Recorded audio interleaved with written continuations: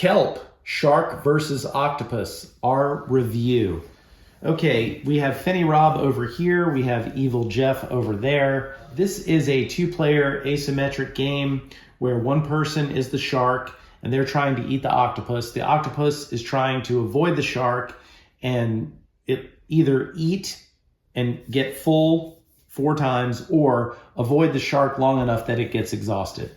Shark is going to be using dice and trying to mitigate the luck involved there. The octopus is going to be doing some deck building using these cards to try to move around the board, manipulate these blocks to make it difficult for the shark. I love asymmetric games. We're not going to teach you how to play the game. We've done a playthrough and there's also a highlight and end game video. Those will be at the end of this in a playlist. Also, there are several videos out there that teach you how to play the game, including one from the company Wonderbow that published the game. All right, this game is designed by Carl Robinson with art from, is it Weberson and Santiago? And everything about the art and the design of this game is perfect to me for a 2-player asymmetric game.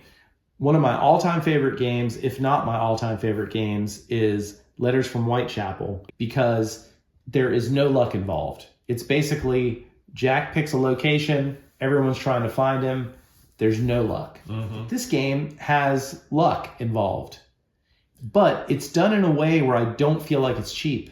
No, and it's, it's more compact and it's a little bit more streamlined than the Letters from Whitechapel, because that's a very long game. There's a lot of APing that takes place by the investigators, a lot of discussion about, well, he could have gone here, could have gone there. And so, but this game, what's cool about it is that it has the elements of the Letters of Whitechapel in terms of, your hide and seek kind of thing, or Mr. Jack and other games similar to that. But it has so many other mechanisms in gameplay added into the whole thing, which make it so much fun, because not only are you trying to hide and switch things around to keep from letting the shark devour you, but you're doing it through a deck building engine, which is really cool. But my side, playing as the shark, what I'm trying to do is build a dice engine, essentially. Right. Yeah. And so bag building with dice. Bag building and then cards to a point. And that's how I get the dice into the bag, is by buying these. But as I buy, it also goes against me. The clock is ticking. Yeah. So there's this whole counterbalancing act that takes place on both sides, because there's things that hurt you if you don't do things in a certain way, or that you have to reveal tiles by playing cards, and I have to spend dice in order for me to buy these cards that help me. So this is really a cool game, in my opinion. It has a lot of thematic aspect to it with the artwork. And I do think the artwork here from Mr. Santiago really does add to the game. Yeah. The color feels like you're under the ocean. Yeah. I love the cover of the game, which has this beautiful, this makes me want to play the game right away. Yeah. Also, the art on the different cards for the octopus and like what's going on, flinch, fight. Here he's ripping off one of the limbs of the octopus. It's all immersive. To me, it reminds me of several hidden movement type games. We've talked about Letters from Whitechapel. You mentioned Mr. Jack. I also think this feels a lot like Raptor because of 2 reasons. Number one, you are trying to outsmart each other by where you're going to move on the board, and there's movement issues. The shark can only move in one direction. So once he goes past a place, he's got to circle around. Yeah. There's all this stuff going on. But also you have this hidden reveal aspect of the attacks, right? Mm-hmm. So we each have 3 cards: flight, fight, and flinch. And flight. And the shark has the counter for each of those. Well, basically, you have this cat and mouse thing where if the shark attacks the space where the octopus is, whether they know it or not, They get a second chance, basically. Well, we have to then choose one of these 3 cards secretly, which is very much like every single time there's an encounter in Raptor, you flip over the cards. Same thing with Fury of Dracula, which I don't think you've ever played. No. Which is an extremely long game and has a lot of rules. It's a very similar, though, when you finally catch Dracula, you have a similar kind of rock, paper, scissors type of thing going on. And this game has incorporated, it seems, the best parts of those games and puts it into a package that's about an hour. And it doesn't even feel like an hour. Does it feel like you go, man, this is taking a long time? Or no, not at all. As a matter of fact, it feels pretty short, even though I know it's at least an hour, probably. I'd say a solid hour if you're really... And taking a little bit of extra time to talk and then just, APing a little bit. But yeah, that's really interesting the way that the mechanisms work, because like you were just saying, you get this kind of final battle, if you will. So when I attack and I find you with the shark, it's not a guarantee that I catch you. And if you lose, it burns one more of these. Right. And if you win, game's over. Yeah. And if you lose, though, the next time you fight me, it's 50-50 chance. Yeah. And if you win that one, you win the game. If you lose it, then the third time you absolutely win because there's no other cards. Right. Assuming that there's still time available. Right. I feel like the time clock in this game is just right.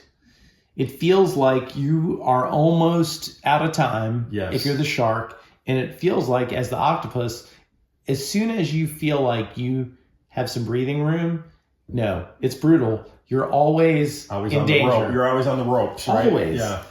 So to me, this game is great. As a 2-player, head-to-head, asymmetric game, it's got all the aspects of the thematic. It's got lots of cool aspects to the game where it's, deck building for you, dice building for me. It's got all these other tiles. The tiles are great. The components are nice. Are wonderful. Yeah, I mean, there's a lot of games that you and I like to play together just as a 2-player game. Like you mentioned, Raptor and there's Babel, and there's other ones that we've played before, but this is a great 2-player game. I think it's, to me, if on a scale of 1 to 10, I'm going to give it a 9. I mean, to me, this game is kind of perfect as a 2-player asymmetrical game. The learning curve is kind of small. It seems like with the cards and the tiles and things that you have to learn some text aspects, but it's really simple. And I can see this as you're playing it no more than 3 times. You're going to be knowing everything about the game in order to make intelligent choices based on what's given to you, which a lot of games that want to be asymmetrical and give you all these options layer on so many things that make the game bog down. This is the perfect balance of time versus fun in a 2-player game that I would want. It's not too simple, but it's definitely not too complicated. It hits just the sweet spot. And if we were going to be on a trip somewhere and you had to choose a game, this would be at the top of the list, I think, for if it was just the 2 of us playing. Yeah, I mean, for compactness, it really packs well in terms of size. The time is right. The variety of things that you can do is right, and we just absolutely love the aspect of the tension between us. Yes. And like, hey, I'm on your tail, and you're trying to hide and get away, and I'm like, I'm not sure if you're here or here. There's smack talking. I mean, it's prime for everything about if you don't like high tension games, no hidden movement game is for you. No. I mean, you have to want to feel the heartbeat in your throat to play a game like this.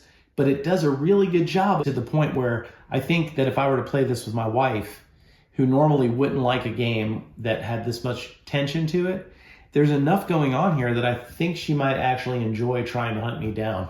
Yeah. I think your wife would as well. Honestly, I just really enjoyed it. I think it's a great game. I don't know really anything else I could say about it other than if you are looking for a good 2-player head-to-head asymmetric game, I would definitely buy this game.